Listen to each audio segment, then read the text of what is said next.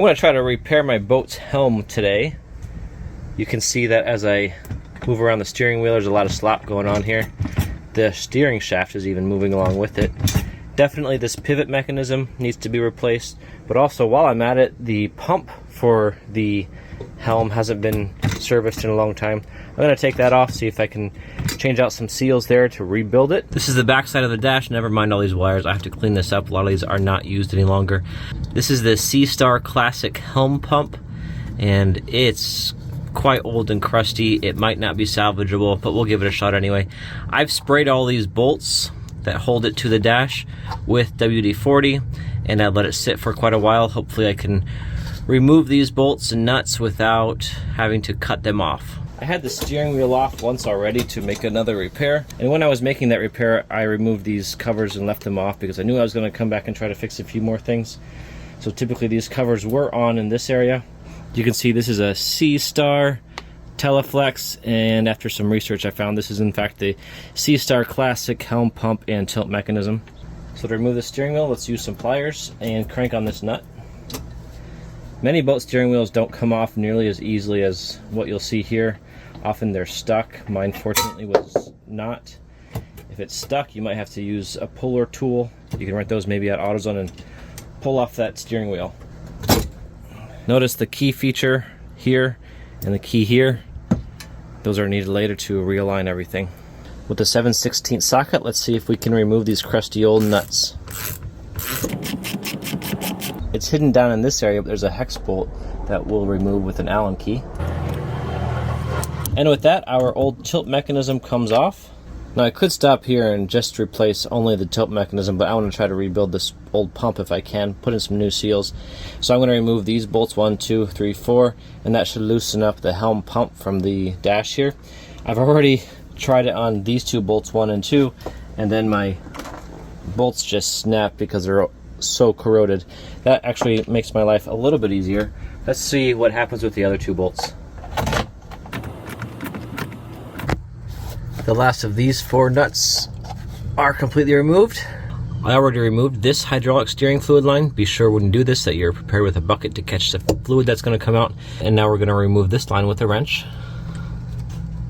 Catch the leaking fluid with a bucket. Also, I connected 2 zip ties to this line. This indicates that this hydraulic line goes to the right side of the helm pump when it's reinstalled, and this to the left. Only 3 nuts remain to remove the helm pump from the boat. That's nuts 1, 2, and 3. And there it is. The helm pump's removed. We'll pull it apart and see what we can rebuild. I have my Seastar pump here on the workbench, and I'm going to, before I get too far, place a little mark on the outer housing. This mark is going to allow me to make sure I reassemble this in the correct orientation, just in case it's possible to mess up the alignment when I reassemble.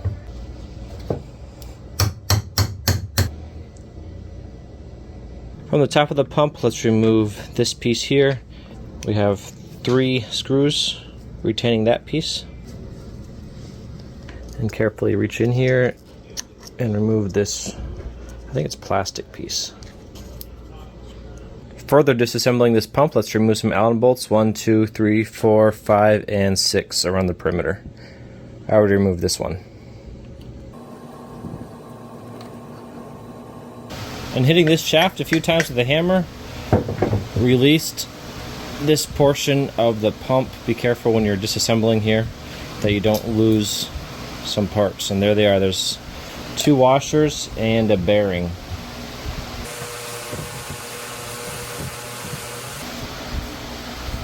From here, I think we can pull out this sub-assembly from the housing. More parts here. Another large washer. And a bearing. And another large washer.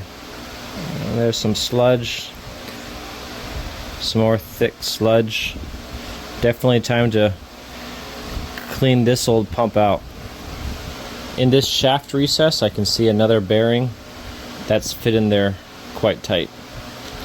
Still rolling smoothly though. And on this part, these all move freely up and down. That's a good sign. It's also covered with all kinds of really old oil, so it's time to clean that out. I use this feature in the shaft of this subassembly and start removing these parts. I'll call this 12 o'clock, and I want to keep it in 12 o'clock when I reassemble. There's a spring behind each one of these. Pull that out as well. And then I'm going to pop that into 12 o'clock on this piece of cardboard. There's 12 o'clock, and then continue to 2, 3, and then so on. This one's approximately 2 o'clock. This part's fully disassembled, as much as we're going to do anyway. So clean this up, as well as all your individual pieces later that we'll reassemble. Returning to the back end of the pump, this piece should come out. It's rather tight in there, but you got to wiggle it and pull. Be careful you don't lose anything here. In this assembly, we have to remove this part 1 and part 2. They don't come out too easily because they're fixed in there with some seals pretty well. I'm going to carefully remove them without scratching them with some pliers. It took some effort, but I got this first one out. Let's go for this second one.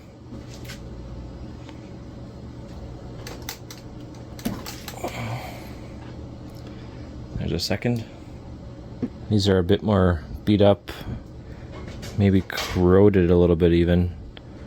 That's not what I wanted to see, but we did find the seals that we want to replace, 1 and 2, and the other part also has 2 seals. Inside this part, if we tip it over and give it a shake, each hole here has a spring and a ball bearing. It's important that these ball bearings are not rusted and corroded, and the interior of this is also not rusted and corroded, to make sure you get a good seal down there. So we'll clean up these parts and reassemble later. Without badly scratching the surface of this part, let's remove the old gasket material. I don't love this idea, but the only way to get this tight end cap off is by hitting it with a hammer. Now it's moving. Here's another seal that we'll replace. And then here is another spring and ball bearing. Pull those out, inspect, and clean up. And same thing on the opposite end, on this end cap.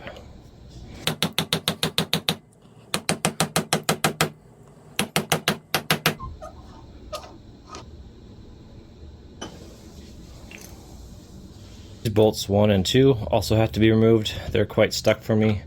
So again, I have to do something weird and use a hammer.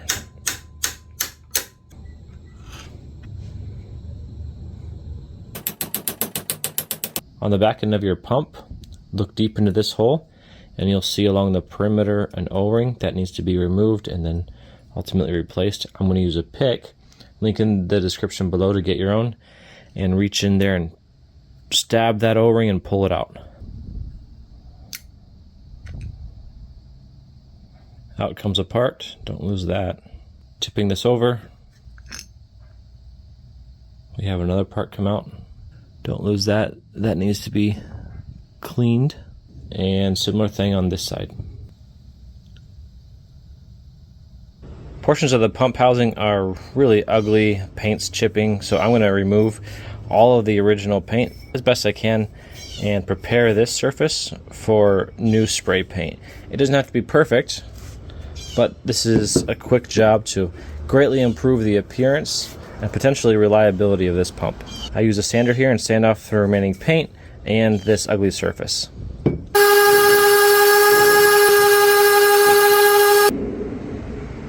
With the pump pretty much fully disassembled, I'll remove this O-ring. Now it's disassembled. We're gonna clean off these parts. I'm using Purple Power degreaser. I'll soak the parts in this degreaser, really cleaning out any muck that remains. Also put into here all the internal bits. Purple Power can be corrosive to aluminum parts, so I'm soaking this only for a few minutes. Let's pull out these parts, rinse them with water, and dry them off thoroughly. With these parts cleaned up and some additional parts being cleaned right now, I'm going to start with some reassembly of this back end. So we have to reinsert this piece into this hole here. and that's followed up by these parts. Make sure you orient correctly. The real rebuilding part of the Helm includes replacement of all the original O-rings.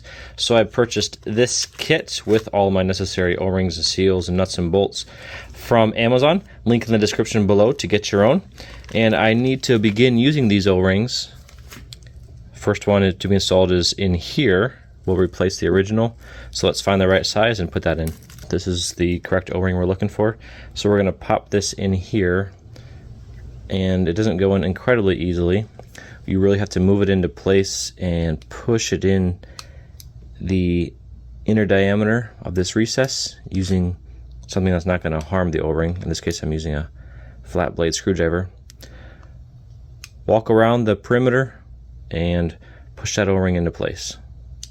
I'm happy with that O-ring seating, and now on the opposite end of the same assembly, pop in this guy and also your O-ring. O-rings on both sides of my assembly are fully seated, so you want to make sure that that first part we assembled to this housing still moves. Check this out. If I poke in here, that first part we assembled still can move axially up and down. This permits left and right movement when I rotate my steering wheel counterclockwise and clockwise. You won't be able to see it too easily from this video, but the axial motion of that part permits opening and closing of these holes 1 and 2 to allow or prevent flow of our steering fluid. Back at my purple power, it's important after soaking some parts to give them a good scrub. I'm using a copper bristle brush here to clean out anything I can, any last junk or corrosion remaining on parts. We're going to need these end caps in some next steps, so let's pull off the old O-rings and prepare these parts for replacing with the new O-rings. With these plugs completely washed, let's replace the original O-rings with new O-rings. This is the exact size as the original. We'll pop that on here. And this one as well.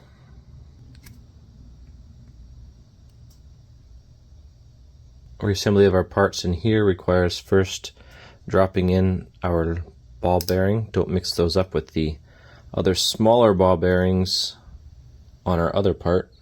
Smaller ball bearings in here. This assembly acts as a check valve or a one-way valve for the fluid. And then get your spring into this cavity. Before I go too far with this assembly, I'm going to wet this O-ring a bit with some hydraulic steering fluid. A lot of people may not do this. I want to prevent harm to that new O-ring as I assemble my end cap.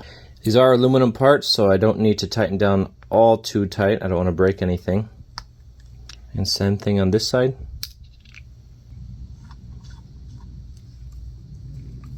Let's now add our O-rings to these two parts, 1 and 2.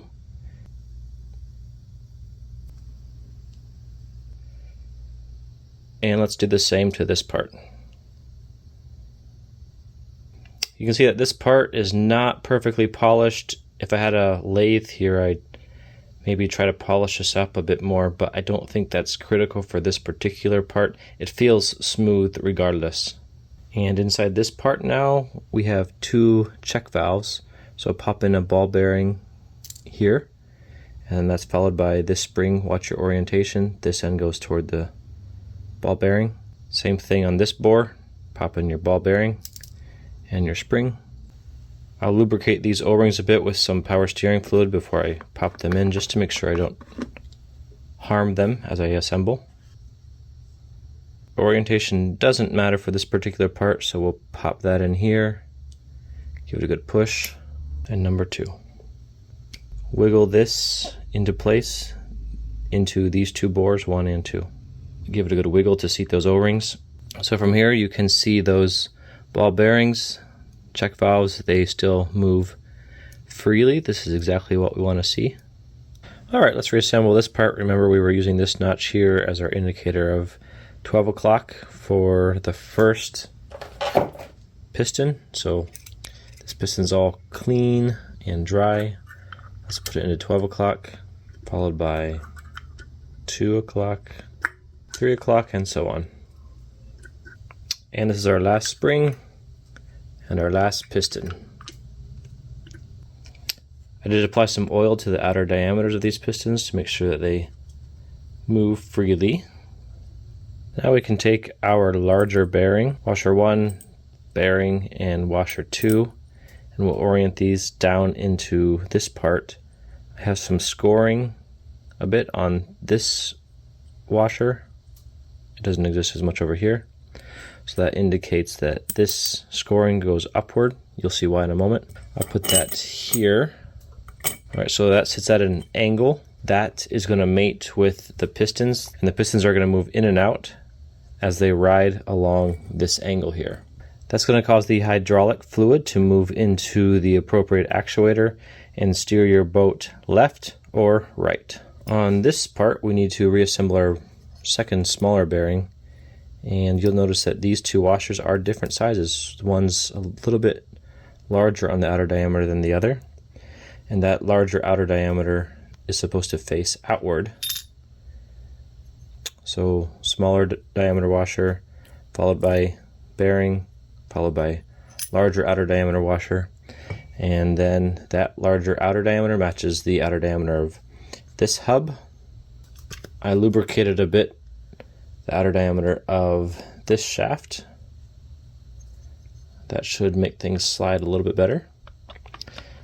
And assemble. Now this rotates freely and can be assembled to our outer housing. So from here I should be able to install my gasket and then reassemble and finish everything off. Although my gasket failed, this gasket just broke, so I ordered a new one. In the meantime, I'm still gonna go ahead and assemble this because I want to get ahead of the painting of the exterior of this pump while the new part comes. Squeeze that together and then we'll install some bolts.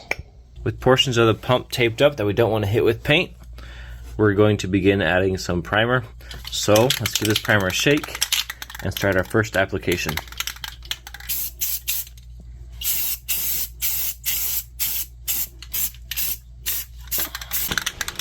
I'll apply a few more coats, a few minutes between each coat.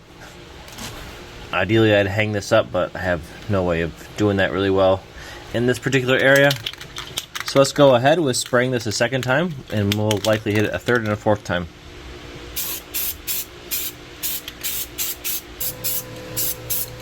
The pump, after being primed, looks outstanding, actually better than I thought it was going to look. Before we get too far though and paint it, I want to install our new gasket that just arrived today. So let's pop off this piece and get to work. So this gasket does fit this part, although the outer diameter's too large to fit the mating part down here. So what I'm going to do here is mark the outer diameter of this part onto the gasket and then cut this down to size. And we'll trim up this gasket with some scissors. Let's check out our fit. That's going to work perfect. I put some more oil on this cylinder just to make it a little more easy to assemble. Ensure you have your orientation correct. This is a made in Canada stamp, not made in USA stamp like I originally thought. I can see it more clearly, and now that it's all cleaned up, this has to align with the mark that I made here earlier on this housing, and this is the correct orientation. Lock down your bolts as you would a car tire, going from side to side in a bit of a star pattern. As you do this, you're going to be compressing little by little the internal pistons. A few days have passed, so now we can hit this with some black paint. The Helm pump paint is dried, and I am very impressed with how this looks, and most importantly, it's still functioning. I can turn this down here, and everything is seemingly moving smoothly. I don't have any fluid in here yet. I don't want to move it too much when it's dry. I do have one more seal to replace, and that's the main seal out here. The new seal is going to go right in here. The original is removed. I'll use the dull back end of a pick to push this seal into place.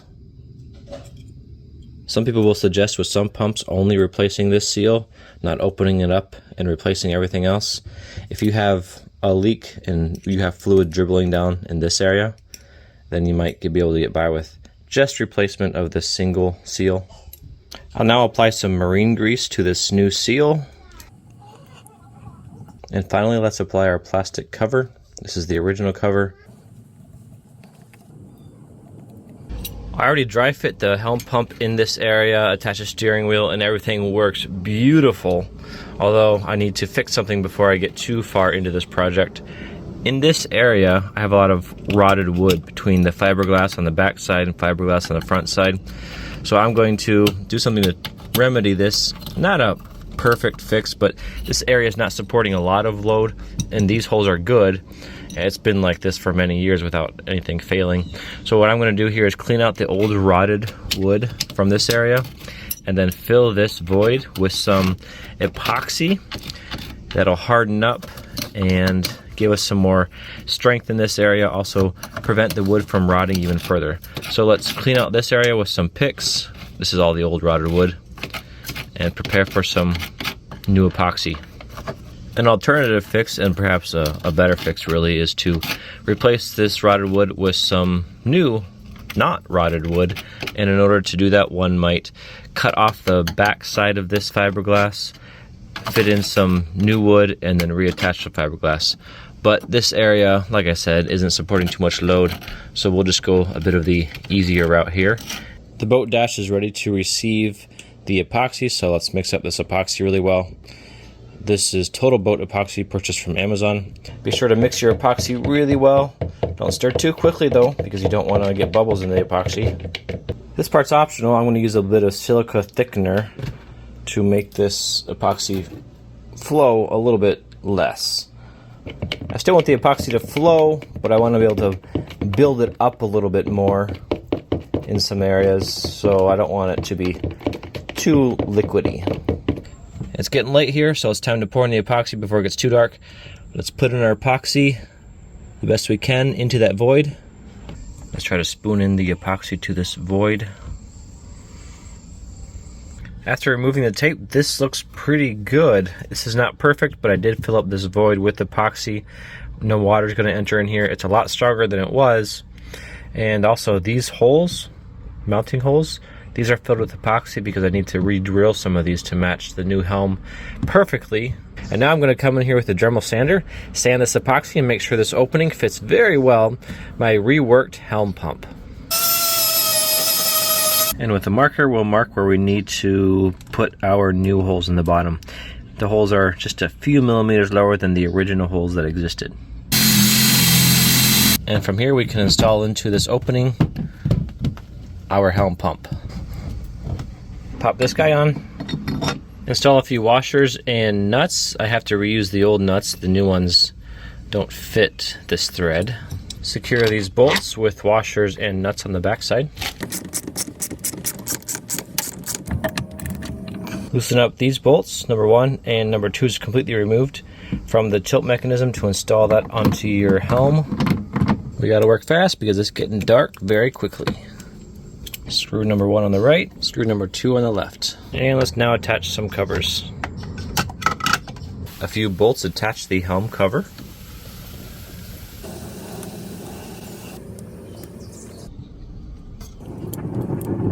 And finally, let's assemble the wheel. Align this notch with this key